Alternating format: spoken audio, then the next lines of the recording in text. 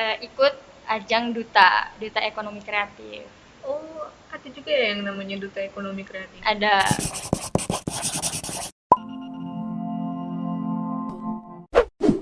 Halo Naja Lovers, kembali lagi di channel kita, yaitu Podcast Unaja. Nah, kali ini kita akan membahas tentang wanita itu baperan atau berperan sih. Nah, jadi kita udah kedatangan bintang tamu atau narasumber dari mahasiswa kita, yaitu Ketua UC. UC itu adalah Unaja Kreatif, ya sejenis BEM gitu lah ya. Langsung aja kita sapa. Halo, Hai. kenalin diri kamu dulu dong. Oke, jadi kenalin nama aku Aulia Hernisa Ramadhani. Panggilannya Lia. Boleh Lia, boleh Aul, bebas lah. Aul, kayak nama temanku tapi cowok. Terus? Terus aku dari Prodi Farmasi. Prodi Farmasi. Udah semester berapa? Semester 4. Udah semester 4. Berarti 2 semester lagi ya? 3 lah, insya Allah. 3 semester lagi. Ya, sekarang kegiatannya ngapain nih selama kan kita udah apa istilahnya kerja. Kamu berarti belajar ya? Ya. Belajar dari rumah nih. Nah, itu selama karantina dan belajar di rumah kegiatannya ngapain aja? Selain kayak kuliah online di rumah itu, selain itu aku ada kayak kegiatan lain di rumah, yaitu kayak ngajar. Ngajar apa? Jadi kebetulan di deket rumah, samping rumah lah, itu ada pesantren tuh. Pesantren baru buka kecil-kecilan gitu, tapi aku udah sebagian jadi guru di dalam situ. Guru ngaji. Oh, itu kan kita lagi nggak boleh rame-rame. Itu gimana? Tetap kumpul atau gimana? Nah, itu mulai dari himbauan pemerintah untuk berjaga jarak dan segala macam. Jadi sistem pembelajarannya itu tetap pakai masker dan diberi jarak minimal satu orang itu jaraknya 2 orang lah. Maksudnya itu kosong gitu 2 Oh, 1 meter gitu ya? 1 meter. Berarti kayak di pelayanan bank gitu lah ya. Yes, ada yang satunya kosong, terus satunya boleh diisi. Ya. Terus selain ngajar ngapain lagi? Selain ngajar, ngapain lagi ya? Kan susah ya sih kalau jadi cewek juga mau keluar-keluar. Pengen sih kayak diajak sama teman-teman buat sosialisasi pembagian masker atau segala macam, tapi memang dari orang tua tuh kayak lebih was-was. Diprotek banget ya? Gitu. Jadi sulit sih kalau buat keluar-keluar bebas gitu. Jadi di rumah tidur, nonton film. Kalau aku nggak suka sih Kak, nonton-nonton gitu nggak suka. Kayak sekarang lebih bisa belajar masak gitu. Jadi selama karantina ini ada hikmahnya juga sih, jadi bisa masak gitu. Sangat produktif kali ya, kalau saya malas banget masak. Terus selain masak terus ngajar ngaji, belajar, kuliah. Itu kuliah gimana soal tugas-tugas? Padat nggak? Padat banget, malah daripada kuliah biasa gitu. Jadi, kenapa gitu ya? Sekarang nih lagi viral loh. Karena kayak misalnya mereka bilang, bapak-bapak, ibu-ibu dosen, tolong jangan terlalu memberikan tugas banyak selama kita belajar di rumah. Gitu. Kenapa sih emangnya? Ya karena gini Kak, misalnya nih kuliah biasa aja kita dalam satu pertemuan itu nggak semua satu materi bisa dalam satu kali pertemuan, bahkan bisa 2 kali pertemuan, 3 pertemuan baru bisa paham kan. Sedangkan kalau kuliah online itu sekali satu mata kuliah yang langsung tugas. Terus nanti kita misalnya jam 9 kuliah online sampai jam 10 dikasih tugas. Nanti masuk lagi jam 10 sampai setengah 12 itu dikasih tugas lagi. Nanti sekitar jam sore kadang ada juga itu mata kuliah, terus dosennya absen masuk langsung kasih tugas lagi. Nah jadi itu kan kayak ya Allah berat banget gitu kan. Jadi dalam 1 minggu tuh ada tugas? Pasti. Dalam minggu berikutnya lagi ada tugas lagi? Pasti. Ya mungkin kan mereka berpikir kalian punya banyak waktu di rumah, daripada nganggur, mending dikerjain. Toh dalam 1 minggu kuliah berapa kali sih? Maksudnya Senin sampai Kamis atau Senin sampai Jumat. Senin sampai Jumat. Iya juga ya. Tuh Kak, bayangin terus setiap hari ada. Maksudnya nggak ada berhentinya gitu. Dalam satu hari itu pasti ada gitu. Iya, tapi saya yakin sih itu nanti ada manfaatnya buat kalian di kedepannya. Terus kemudian kan kembali ke tema kita, wanita itu kan nggak baperan, tapi berperan. Selama ini kamu berperannya gimana sih, baik di lingkungan kampus maupun di lingkungan sekitar rumah kamu? Itu gimana? Baik, jadi saya mulai dulu dari peran di kampus ya. Oke. Jadi alhamdulillah tahun ini dikasih amanat dari pihak kampus untuk memimpin Unaja Kreatif tadi yang kakak bilang di opening tadi. Jadi aku dapat tugas saya sebagai ketuanya nih, atau sering dibilang kalau anak-anak kampus presidennya lah gitu kan. Jadi aku kayak ketua BEM. Ya sip, betul. Kalau teman-teman nasional bilangnya BEM kan ya? Ya. Jadi ini pengalaman terbaru aku, pengalaman pertama. Jadi kayak kaget juga gitu kan, wah aku mau ngapain nih gitu kan. Periode berapa itu selama menjabat itu? Periodenya setahun kan kak? Setahun, dari tahun 2020 ini sampai 2021 nanti gitu. Sedangkan aku selama SMA itu kalau ikut organisasi cuman kayak sebagai anggota gitu kan. Gitu doang. Kalau anggota cuman kayak ngikutin alur doang kan. Nah sedangkan sekarang posisi aku sebagai ketua yang memandu, jadi kayak harus lebih belajar lagi sih gitu sih. Jadi ini berperannya itu kamu memimpin dalam suatu organisasi yang besar ya di kampus. Itu gimana kamu ngaturnya? Maksudnya apakah kamu menemukan kesusahan atau keribetan yang banyak banget kan di kampus kita ini kan banyak sekali istilahnya tuh program kerjanya dan juga UKM-nya juga banyak. Nah, itu gimana cara kamu mengkoordinirnya, kemudian istilahnya meningkatkan kerjasama semua UKM di kampus lah. Nah, jadi kan di dalam UC itu sudah terbagi semua kan kak, kayak apa namanya? Anggota-anggotanya kan udah kayak misalnya aku ketua presidennya, wakilnya, terus bendaharanya, terus bagian kominfo, bagian olahraga, bagian keagamaan sudah terbagi-bagi. Nah jadi kayak untuk setiap UKM itu sudah saya lakukan, oh kalian UKM ini ya, bagian kominfo ngatur UKM ini, jadi kayak lebih tertata gitu kan. Biasanya kan buat tahun-tahun dulu tuh ya siapa aja yang megang UKM dari anak-anak BEM bisa gitu, tapi kalau sekarang kayak lebih tersusun biar nggak pusing lagi. Setelah itu di dalam UC kami anak-anak UC itu nggak cuma sekedar ngadain event, tapi apa? Kayak lebih ada seminarnya gitu kan. Ngadain seminar, ngundang-ngundang universitas lain ke sini. Kayak gitu. Jadi kan nggak cuma sekedar event, maksudnya kita nih anak-anak yang anggota UC. Nah, UC ini sebagai forum untuk bisa ngomong di depan orang, nggak cuma bisa bikin acara doang, tapi bisa melatih menemukan jati diri kita di dalam UC itu sih. Terus ini kalau kan nggak mungkin ya dalam suatu organisasi itu semua benar-benar ngikut pemimpinnya. Gitu. Nah, itu kamu bagaimana mengatasi ketika agar kita tuh tetap satu roda gitu, dan bukan satu roda, satu tujuan. Nah, pasti kan mereka juga mengeluarkan pendapat mereka masing-masing yang ingin didengarkan ya. Nah, itu bagaimana kamu tetap fokus dengan tujuan utama, dan yang penting tuh UC ini berjalan dengan baik. Itu gimana kamu mengatasinya? Emang ya kalau dalam satu organisasi itu nggak mungkin semua orangnya ngikut apa yang kita yang kita sampaikan.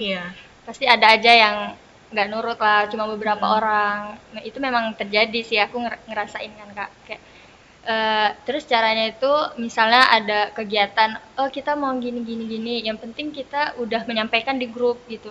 Nah jadi kalau misalnya satu saat mereka bilang cuman ngajaknya orang yang deket-deketnya doang kayak itu nggak ada alasan lagi, karena kita sudah memberitahukan di grup. Terus kayak misalnya setiap kumpul susah tuh kan, memang susah banget kak kalau diajak kumpul tuh paling cuman orangnya itu lagi, paling kayak aku membuat denda gitu. Nah itu agak ada gimana ya, mereka bukan memikir jadi jengkel. Jadi ya mau nggak mau bayar kan, jadi akhirnya dengan denda itu ya dateng. Itu sih caranya biar sama-sama ngumpul terus.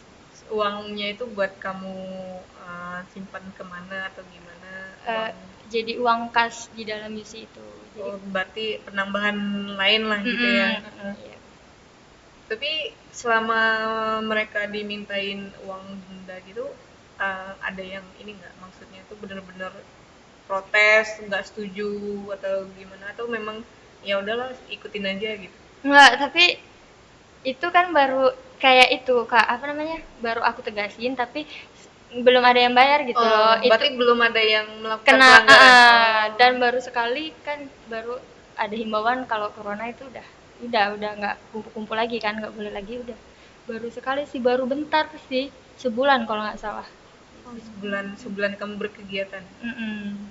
Sih, jadi belum. Kalau boleh tahu kemarin program yang udah dibuat apa aja sih? Apa aja ya? Sebenarnya bulan kemarin kita mau ngadain yang namanya makrab. Semua fakultas? Iya, tapi untuk yang anak baru. Gitu. Tapi sebenarnya juga katanya ini kayak masih bingung gitu Kak, antara buat anak baru atau kita gabungin juga sama kakak-kakak seniornya gitu. Makanya itu masih kayak simpang siur gitulah, belum difikskan banget gitu. Berarti baru makrab aja kegiatannya? Itu belum jadi. Ya maksudnya memang rencana yang akan dilakukan kan. Selain itu, selain makrab, setelah itu kita kayak habis itu kan Maulid Nabi ya kalau nggak salah.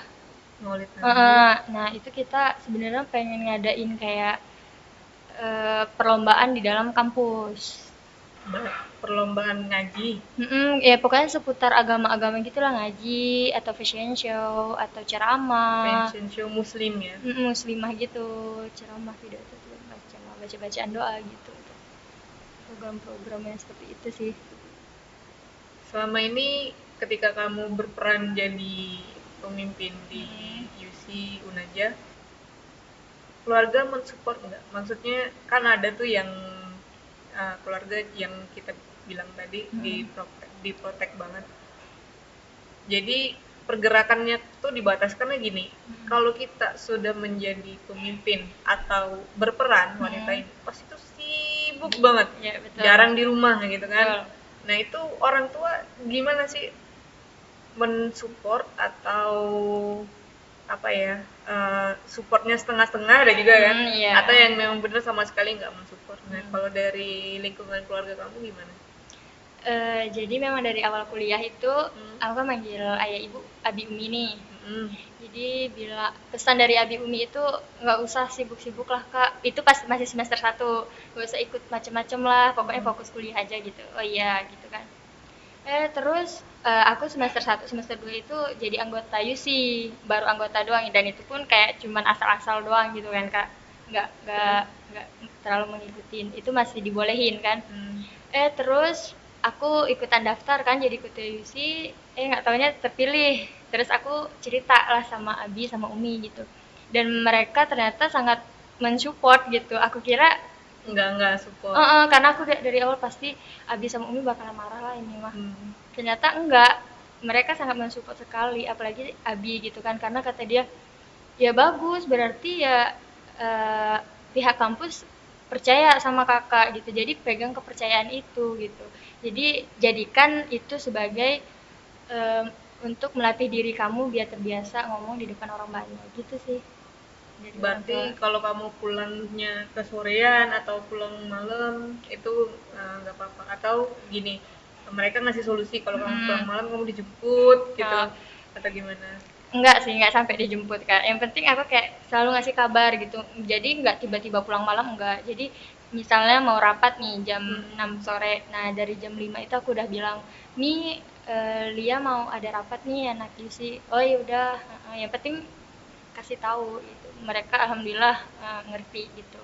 Berarti kamu ada batasan waktu di rumah nggak? Misal sampai jam 9 aja baru sampai rumah, atau kalau ada kegiatan atau tugas boleh di atas jam 9 atau gimana? Kayak mana ya Kak, dibilang batasan tuh enggak. Sebenarnya tuh aku malah habis maghrib tuh nggak boleh di luar gitu.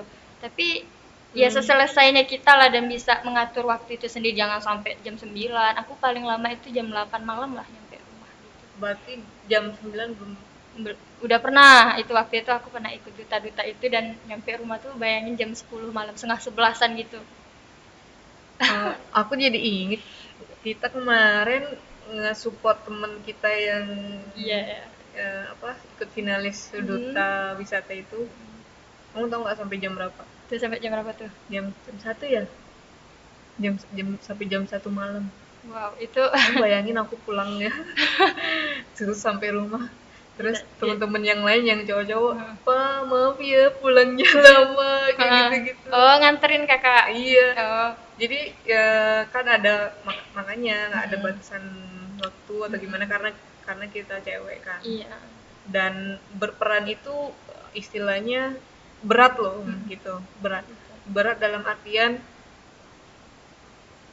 posisi kita yang sebagai wanita itu kan kalau akan menyamai dengan posisinya laki-laki. Iya. Karena dengan kesibukan itu kan.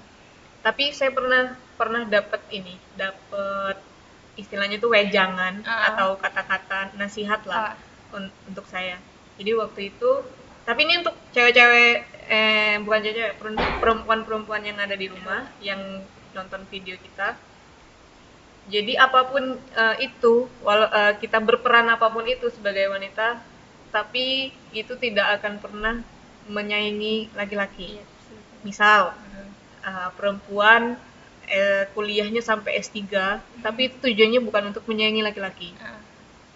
Tapi tetap itu adalah tujuannya adalah untuk kita sebagai wanita, terutama berhak untuk menuntut ilmu. Yang kedua itu adalah bekal nanti kita untuk mendidik anak-anak kita nanti. Jadi bukan untuk menyaingi laki-laki atau menggantikan posisi laki-laki.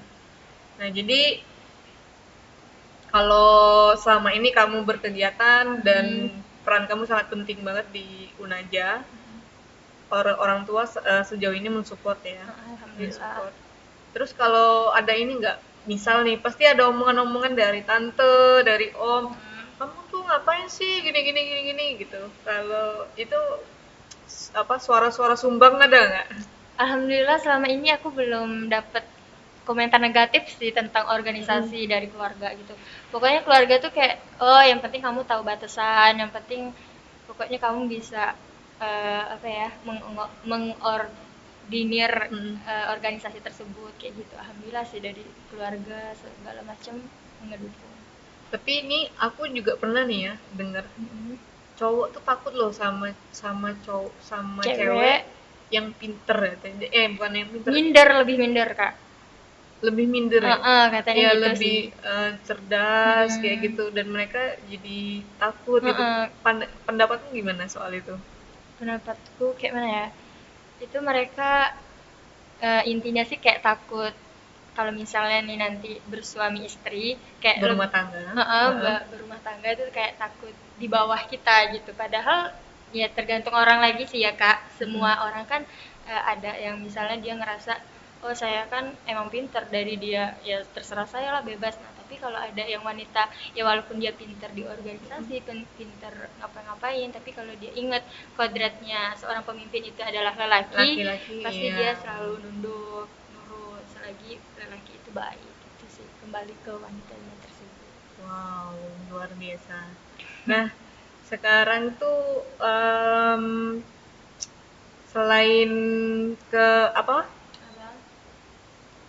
bagaimana kamu berperan dalam UC, kamu di sana udah pernah meraih prestasi apa aja? Selama apa nih kak, kuliah atau selama kamu berperan lah gitu. Enggak, berarti kan nggak kuliah aja. Apa ya? Kalau di SMP aku kurang itu sih. Kurang aktif. Kurang masuk, paling cuma kayak sekedar pramuka. Terus pas SMA-nya kebetulan aku kan pesantren nih. Di pesantren juga tuh ada juga organisasi namanya, kalau di anak SMA kan lebih kayak ke OSIS. Kalau di pesantren itu mudabir, dan aku di situ dapat amanatnya jadi sekretaris. Nah, sekretaris kayak lebih ya sama juga sih kayak mewakilin ketuanya. Nah, setelah itu selama di kuliah aku pernah ikut ajang duta ekonomi kreatif. Oh, ada juga ya yang namanya duta ekonomi kreatif. Ada. Itu ngapain? Jadi itu kan aku Kalau maksudnya gini, kalau duta pariwisata kan dia memamerkan wisata nih gitu. Iya, Kalau ekonomi kreatif? Nah, jadi kalau duta ekonomi kreatif itu kayak dia lebih memikirkan apa sih, misalnya di event, misalnya gimana ya, mau buka bazar. Nah, di dalam bazar itu kita mau bikin apa ya? Oh, event-event seperti itu. Itu kita lebih memikirkan itu ide gitu sih kalau ekonomi kreatif itu. Jadi kalau misalnya mamerin dodol kentang Jambi gitu Nah, ya, tapi ya, dikemas yang milenial apa nih ala-ala milenial gitu ya. ya kita yang ngusulin gitu sih lebih. Nanti yang Kayak gitu. lakuinnya ya dari duta-duta yang lain. Terus ada yang ini nggak kamu pengen sampein ke teman-teman nggak di luar sana, yang wanita yang mungkin saat ini lebih memilih berperan daripada baperan? Kan banyak juga sih ya, maksudnya kita juga nggak mungkirin sih, cewek-cewek pasti banyak baperan guys. Iyalah pasti itu mah. Pasti, tapi ada juga banyak cewek-cewek yang kuat dan dia mau berperan gitu. Nah, pesan-pesan buat mereka apa? Pesan-pesan untuk mereka adalah aku ngambil contohnya dari Ibu Kartini ya Kak ya. Kan ada tuh Besok Ibu Kartini, hari Ibu Kartini loh. Oh iya, tanggal Iya, 20. hari memperingati Ibu kita Kartini kan? Iya. Tanggal 22 atau 21 sih? Sekarang itu 21. tanggal 21 besok. Pokoknya besok deh, Selasa. Terus. Jadi di dalam apa namanya, ada kayak kata-kata dari Ibu Kartini itu kan ada yang lebih hina daripada bergantung kepada orang lain. Nah, maksud dari kata-kata itu adalah bukannya kita menyepelekan lelaki atau apa, tapi kalau nggak dari wanita tersebut yang memulai, itu ya siapa lagi gitu. Bukannya kita menyingkirkan laki-laki. Tapi kita juga harus berperan di dalam apapun itu. Kita harus bisa juga. Jadi kan kebanyakan wanita kalau ada cowok, masih ada cowok gini nantilah gitu kan. Jadi lebih kayak istilahnya tuh mengajak wanita tuh berinisiatif. Jangan mengandalkan pria saja. Wow, luar biasa. Kemudian apa sih kamu mau pesan-pesan buat teman-teman ngajak kuliah di Unaja nih? Nah, untuk para teman-teman atau cewek wanita-wanita di luar sana, kalian coba deh masuk ke Unaja. Apalagi kalau khususnya kalau mereka memang basicnya pengen di kesehatan. Ini aku rasa di Unaja tuh emang cocok banget gitu loh untuk para wanita yang pengen di kesehatan gitu. Pas lah ya di Unaja ya. Jadi biaya kuliahnya juga murah ya. Iya. Oke deh, segitu aja tema kita hari ini. Jadi kesimpulannya adalah jangan menghinakan, jangan apa yang lebih hina daripada bergantung kepada orang lain. Nah, itu artinya adalah jadi wanita-wanita jangan mau terlalu bergantung sama laki-laki, dan kita tetap harus memulai duluan atau berinisiatif untuk berperan. Bukan baperan. Oke. Sekian podcast kali ini. Jangan lupa subscribe, like, dan komen. Anak YouTube. Iya, anak YouTube banget loh. Subscribe, like, dan komen. Nah, buat kalian yang komentar pertama atau komentar 3 teratas untuk video ini akan mendapatkan giveaway dari kita, yaitu buku note dan jam dinding Unaja. Oke. Keren banget. Oke, bye.